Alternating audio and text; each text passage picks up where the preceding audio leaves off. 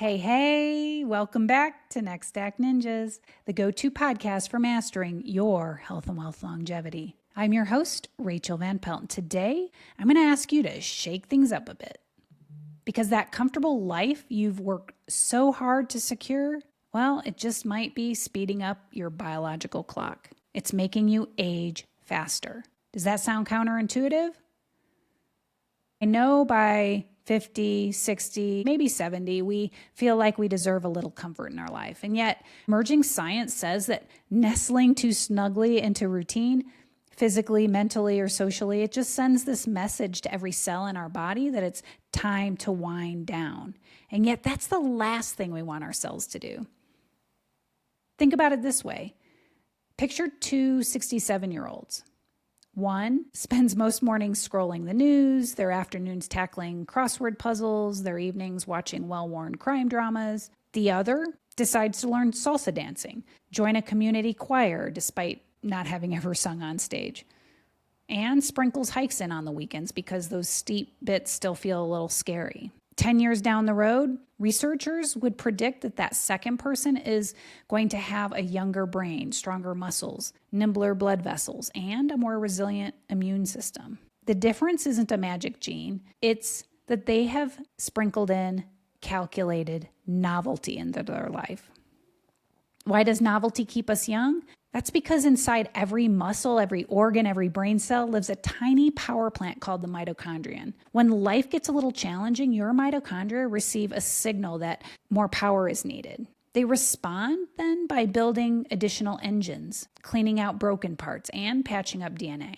Scientists call this response to mild stress hormesis, but I like to call it cellular CrossFit training. Interestingly, in the brain, those same mini stress moments trigger housekeeping crews that sweep away damaged proteins that clog the brain's neural circuits. And that just sets the stage for sharper memory and better mood. In other words, when we face manageable stress, whether that's physical, mental, or emotional, our bodies and brains respond by becoming stronger and more adaptable. Think about exercise. When you work out, it breaks down your muscle fibers temporarily, which causes mild stress. But in response to that stress, your body rebuilds stronger, healthier muscles. Similarly, when your brain is challenged, when you're learning a new skill or tackling a puzzle or navigating unfamiliar technology, it forms new neural pathways. And that just keeps cognitive decline at bay. And your brain gets an extra bonus. Anytime you do anything, even slightly unfamiliar, say you learn a TikTok dance from your grandkids, your brain floods itself with a growth fertilizer named BDNF. That fertilizer coaxes brand new baby neurons to sprout in your brain's memory hub. At the same time, a trickle of dopamine makes the entire experience feel rewarding, which is why you suddenly want to do more of it. You do it a few more times, and that just builds a self-reinforcing cycle of curiosity, pleasure, and confidence. In fact, MRI scans reveal that older adults who routinely tackle brand new skills can grow fresh white matter highways in their brains. Those are the same tracks that normally would shrink in early stage dementia. So it turns out that the best insurance for your later life memory isn't the daily crossword. It's the mildly terrifying act of being a beginner again. Research shows that adults who regularly push their boundaries and experience mild to moderate stress in a controlled, purposeful way, they just age better. They have sharper cognition, healthier immune systems, and significantly less chronic disease.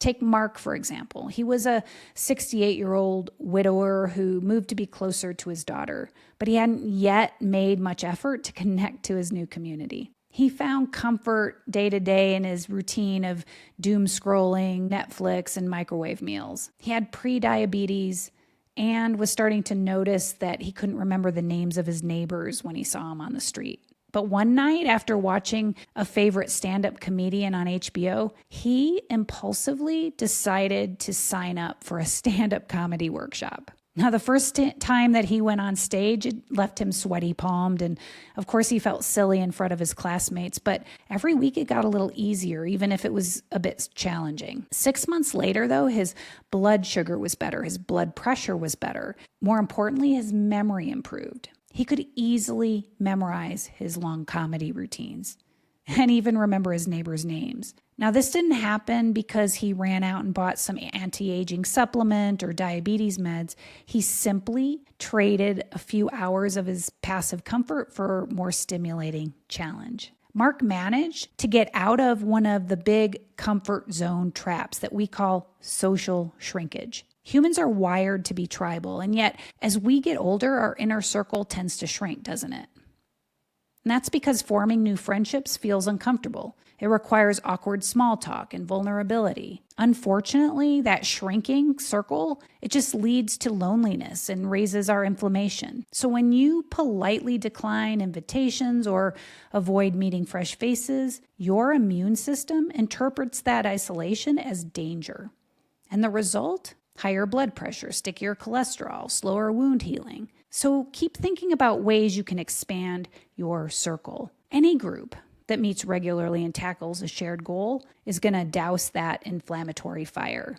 Another comfort zone trap is intellectual inertia, also known as mental atrophy. Many of us joke that, I'm just not tech savvy. And then we hand our phone to the nearest teenager. And yet the physical brain thrives on techno friction. Every time you wrestle with a new app or AI technology, your brain builds new neural networks that keep your memory humming. It's a little bit like adding extenders to your home Wi-Fi network. In fact, one study showed that older adults who navigated 3D video games for just a few weeks, they grew a part of the brain called the hippocampus. And that's involved in memory formation, learning, and spatial navigation. In fact, the change in volume was comparable to that of college students. And so the next time you're struggling with that digital device or you're learning a new platform, pause before you call in one of your kids to do it for you. Google the solution, watch a tutorial, and just let those neurons sweat a bit. Avoiding technology altogether just traps us even more. I know it might feel safer to pay bills by check or call the doctor's office for results, but the digital world isn't going away. Mastering telehealth portals or smart home sensors does more than protect your autonomy. The learning curve itself bathes your brain in novelty chemicals, which are great for bolstering motivation and mood. Now, the other comfort zone trap is simply sedentary lifestyle. Even for those who worked fairly sedentary desk jobs, retirement results in fewer step counts. Unfortunately, fewer steps and more sitting quietly tells our muscles that they're no longer needed. When our muscles contract, it releases myokines. Those are the tiny proteins that sweep fat from the liver, calm inflammation, and spark new brain cells. When you skip those contractions, you skip the medicine. So try to sneak movement in wherever you can. Our bodies, they were made to move, and every little bit, it really does count. Even the mini dance parties in the kitchen while you wait for water to boil. Don't overthink it, just move. But sitting isn't the only physical comfort trap. Our bodies also get overly used to temperature-controlled environments and constant food availability. That's why challenging things like cold plunges and intermittent fasting can be great mini stressors for the body. They are easy ways for you to create what we call productive discomfort in your life. A 30-second cold shower jolts your body with a burst of noradrenaline. That's nature's espresso shot. That in turn tells fat cells to burn more calories, and it makes your insulin receptors more responsive. Conversely, a hot sauna makes your blood vessels relax and your body release heat shock proteins. Those can repair damage to other proteins. Finally, you can also shorten the hours you eat during the day and prolong your fasting overnight. That can improve a whole host of healthy biomarkers. It's called intermittent fasting, and it lowers your circulating insulin, drops growth factor IGF. It switches on autophagy, which is your cell's garage cleaning process. Altogether, these bite-sized stressors simply nudge key biomarkers of aging, things like blood glucose and C-reactive protein and HDL cholesterol, even heart rate variability. They nudge them in a younger direction without requiring a prescription or a personal trainer. Let's not forget the trap of emotional rigidity. As we get older, we tend to play on repeat a predictable internal soundtrack. It sounds like frustration at politics, or worry about finances, or nostalgia for how things used to be. When we rehearse the same emotions daily, it strengthens those neural pathways and makes them less flexible, more rigid. Your heart also becomes less flexible. So heart rate variability drops and risk of heart disease goes up. The remedy is to practice new emotions on purpose. If impatience and irritation are your default emotions, end your day by listing 3 ways that strangers showed kindness to you that day. If anger and anxiety are your emotional home, schedule something calming and playful where perfection is impossible. Maybe that's improv or pottery or pickleball. Just make it something you haven't tried and that elicits new emotions. Find a new emotional home for a while. Flex your feelings the way you stretch your muscles. Push the boundaries of what's comfortable. A final comfort trap is purpose drift. Job titles vanish, children leave the nest, and suddenly we are left asking the question, why am I here? Purpose isn't just philosophical, it's physiological. When we have a well-defined reason to get up every morning, our body produces more of the hormones that reduce inflammation. Finding purpose doesn't mean you have to go out and create a global foundation and leave a lasting legacy. It can be as simple as just being there for your grandkids or knowing that people count on you to lead Bible study. The specifics matter less than the genuine sense that your actions are rippling outward.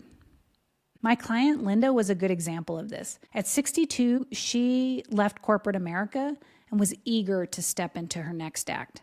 But she quickly found herself directionless. So I just nudged her towards a weekend photography workshop that she'd been thinking about for a while. She enjoyed it so much that she immediately invested in a digital camera, and she started waking up before dawn to chase mountain sunrises. When she was editing photos, it forced her to learn new software. She started posting them online, and that connected her with friends on social media she hadn't seen for a while. She even started co-teaching with one of the instructors from the photography workshop she'd attended. 9 months later, she found that her resting heart rate was better, her LDL cholesterol had dropped, she was happy to get out of bed every morning, and she just kept making small, meaningful changes that landed her squarely in the sweet spot between excitement and fear. If you're wondering how to get comfortable being uncomfortable, here's a suggestion. Imagine your day as a calm pond. Each calculated change or micro discomfort is a pebble you're going to throw into that pond to create a few ripples. The first pebble might be as humble as ending your warm shower with a 30-second cold blast of water. You're going to gasp, your skin's going to tingle, but deep in your cells, those mitochondrial engines are going to fire up. The next pebble you toss in might be an experiment with skipping dinner once or twice a week, allowing your body a longer overnight fast that triggers cellular housekeeping. Pebble 3 could be a weekly tech date where you and a friend explore a new app or AI platform. Have fun together, laugh at the mishaps, savor your victories, and you both get to build your neuroplasticity and social connection at the same time. Perhaps on Saturday, you swap your familiar neighborhood stroll with a trail that just is steep enough to make your quads quake.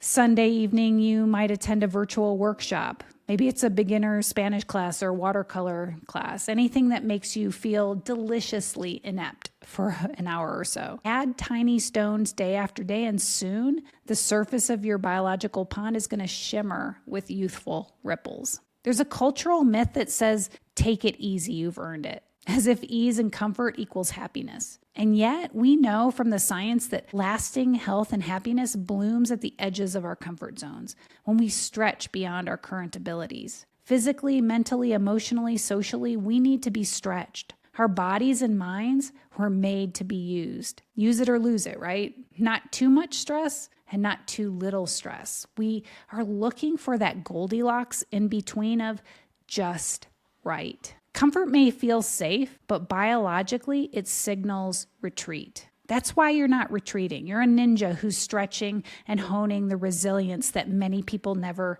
get to cultivate. That's how you're going to keep extending your health span and wealth span and creating your best next act. Now, if this episode threw a pebble into your pond of complacency, I want you to share it with a friend who's coasting, somebody else who needs it. And if you need a coach to architect some micro-stressors into your life, hit my calendar link in the show notes and book a discovery call.